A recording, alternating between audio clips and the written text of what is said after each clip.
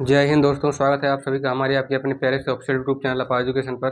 दोस्तों, जैसा कि आपको पता होगा कि आज का दिन यानी कि संडे है। आज यानी कि रविवार है और आज का जो डेट है वो है 17 अगस्त। ठीक है, 17 अगस्त एंड डे इज संडे, रविवार। तो आज के दिन हम आपके सामने फिर से एक बार करंट अफेयर्स का फ्रेश अपडेट लेकर के आपके सामने आए हैं, जिसमें करंट अफेयर्स के अपडेट्स में आपको हाल ही फिलहाल की जो घटनाएं चल रही हैं, जो कुछ होने वाला है और जिस पर काम हो रहा है लगातार, जो घटनाएं आपको पता होना चाहिए, जो कि न्यूज में सबसे ज़्यादा उनका जिक्र किया जा रहा है। आप न्यूज कोई भी उठा के देख लीजिए, करंट अपडेट में वो आपका चल रहा है। ठीक है, या अभी हाल ही में जो हो चुकी हैं, जैसे आपका तकनीकी नवाचार, दूर संचार हो गया, शिक्षा हो गया, स्वास्थ्य हो गया, है ना। दैनिक समसामयिकी में जितने भी हमारे इंपॉर्टेंट अपडेट्स हैं हर एक फील्ड को लेकर के, वो उन पर जो है आपके सामने कुछ इस तरह से आपको क्वेश्चन दिख रहे होंगे और उनमें आपको समझाया जाने वाला है अभी। और दोस्तों, आपको बता दें, किसी भी अगर आप गवर्नमेंट की या कॉम्पिटिटिव एग्जाम की तैयारी कर रहे हैं, यानी कि सरकारी परीक्षा की या किसी भी प्रतियोगी परीक्षा की तैयारी कर रहे हो, तो उसमें सबसे ज़्यादा आपके लिए करंट अफेयर्स यानी कि दैनिक समसामयिकी का जो क्वेश्चन है उसको समझना आपके लिए सबसे ज़्यादा जरूरी हो जाता है। तो उम्मीद है आप लोग वीडियो को कंटिन्यू से लेकर के एंड तक जरूर देखेंगे। आइएगा दोस्तों, बिना वीडियो को देर किए स्टार्ट किया जाए, ताकि आपको कम से कम टाइम में हम आसान सी भाषा में आपको आसान से शब्दों में समझा सकें। देखिएगा, 17 अगस्त 2025 का करंट अफेयर्स यानी आज के दिन का संडे है। ठीक है, आज के दिन का करंट अफेयर्स आपके सामने है।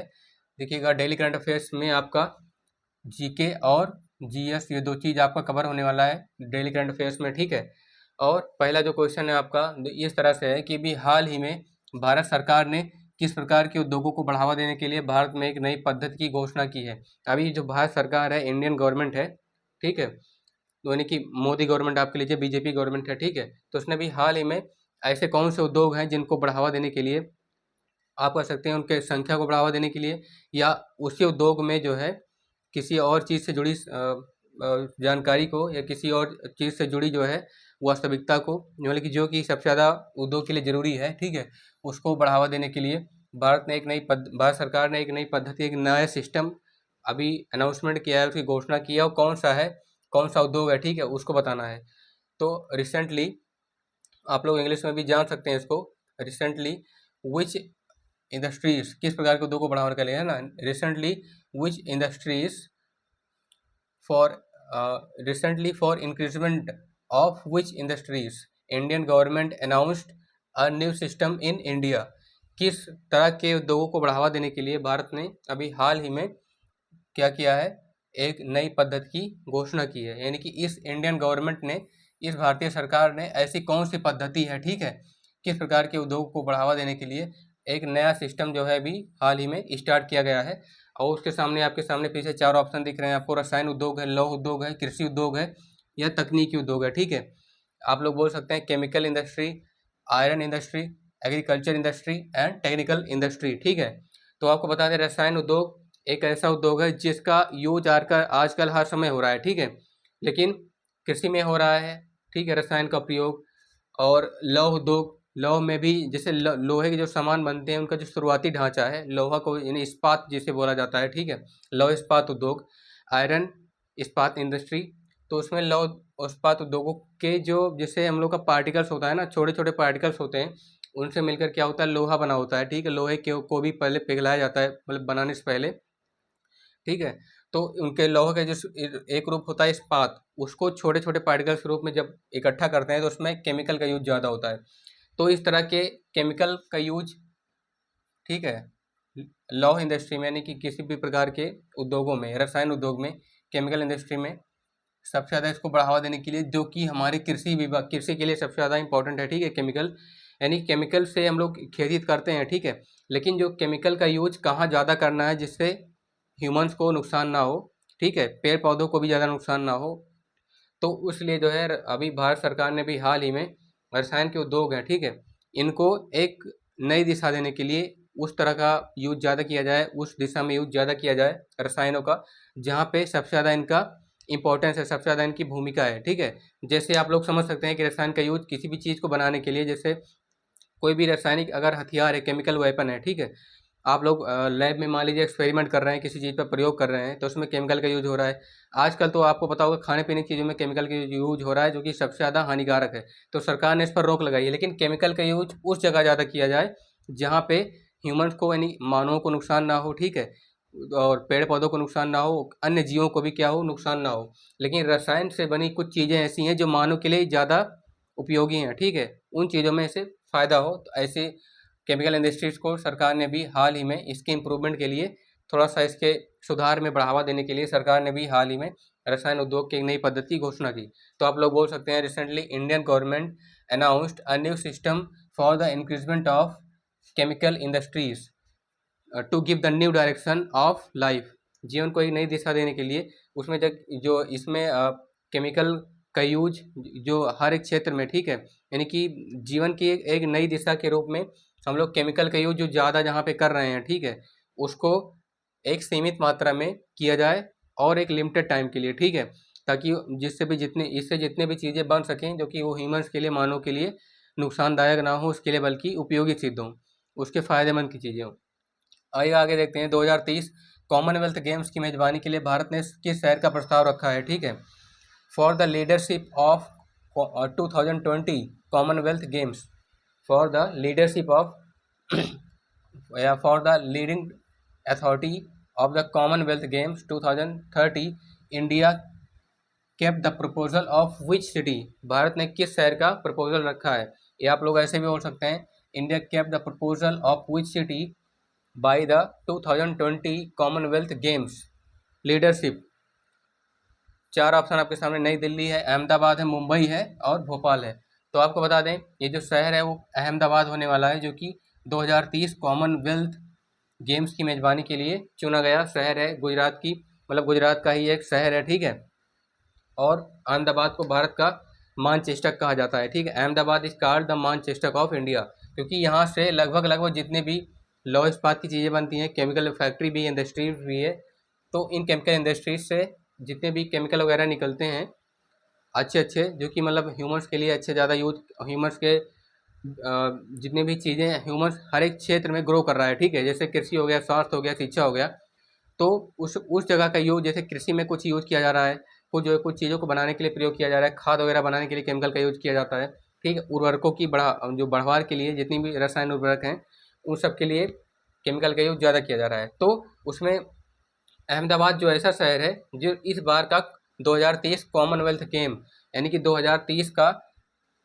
कॉमनवेल्थ, यानी कि आप लोग समझ सकते हैं एक सामान्य धन का, जो सामान्य धन को वितरित करता है ना, ऐसा गेम जो कि सामान्य धन को वितरित करता है, यानी कि जिसके लिए कम से कम पैसा, लगभग सामान्य जितना रुपया होना चाहिए आदमी के पास, उसका जो है अतिरिक्त धन उसके पास हो जाता है। जैसे लाख रुपए, 2 लाख रुपए, 10 लाख रुपए तक का जो इसे कॉमनवेल्थ गेम्स होते हैं उसकी मेजबानी के लिए इस बार अहमदाबाद शहर को चुना गया है।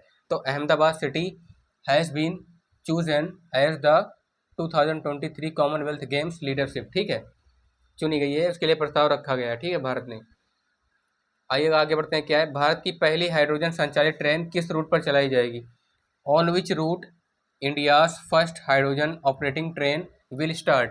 किस रूट पर भारत की पहली हाइड्रोजन संचालित, यानी हाइड्रोजन से बनी ये जो ट्रेन है, ये भारत के किस रूट पर चलाई जाएगी? चार विकल्प आपके सामने, चार ऑप्शन हैं। मुंबई से सोलापुर, जिंद जिंद से सोनीपत, ठीक है, लखनऊ से कानपुर, इलाहाबाद से वाराणसी। आपको बता दें दोस्तों, ये जो ट्रेन है ये इस बार जो चलाई जाएगी वो है जिंद से सोनीपत, न कि मुंबई से सोलापुर और इलाहाबाद से वाराणसी के बीच। ये जिंद से सोनीपत के बीच जो भारत की पहली हाइड्रोजन, इस बार भारत ने, आपको बता दें भारत के लिए सबसे गर्व की बात है कि भारत ने पहली हाइड्रोजन से चलने वाली ट्रेन बनाई है, जो कि सबसे ज़्यादा, मानी कि एक बार ये ट्रेन बनी है भारत में, तो पहली बार ये जो ट्रेन हाइड्रोजन संचालित है, नहीं हाइड्रोजन से बनी ट्रेन है, ये एक ही बार में जब जैसे होता है ना, एक कोई इलेक्ट्रिसिटी का सामान बनता है तो एक ही बार में जब फुल हो जाता है, तो ऐसी ऐसी कैपेसिटी है कि अगर इसमें हाइड्रोजन, ठीक है, हाइड्रोजन से बनी ट्रेन है, तो इसमें अगर हाइड्रोजन एक बार फुल हो जाएगा तो ये लगभग जो है इसी कैपेसिटी है कि ये लगभग 1 से 2 दिन तक आराम से जा सकती है, और इसमें जो है 2600 यानी 2600 से ज़्यादा यात्री बैठ सकते हैं, ठीक है। और ये जो है ऑन द स्पॉट टाइम, मतलब टाइम से पहले लगभग 110 किलोमीटर प्रति घंटा इसकी जो रफ्तार होगी, ऐसा बताया जा रहा है 110 किलोमीटर प्रति घंटा होगी, यानी कि 1 घंटे में लगभग एवरेज औसत जो जाएगी 110 किलोमीटर जाएगा।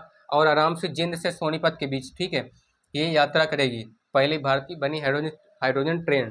तो आप लोग बोल सकते हैं India's made first hydrogen operating train will start from Jind to Sonipat. कोई मतलब जिंद से सोनीपत के बीच आपका ये जो है चलेगा, ठीक है। आइए आगे बढ़ते हैं। क्या है, UIDAI ने आधार सिस्टम की सुरक्षा और विश्वसनीयता को बढ़ाने के लिए संस्था के 5 साल का RD समझौता किया है। यानी कि आपको पता होगा UIDAI ये आधार सिस्टम की सबसे बड़ी संस्था है।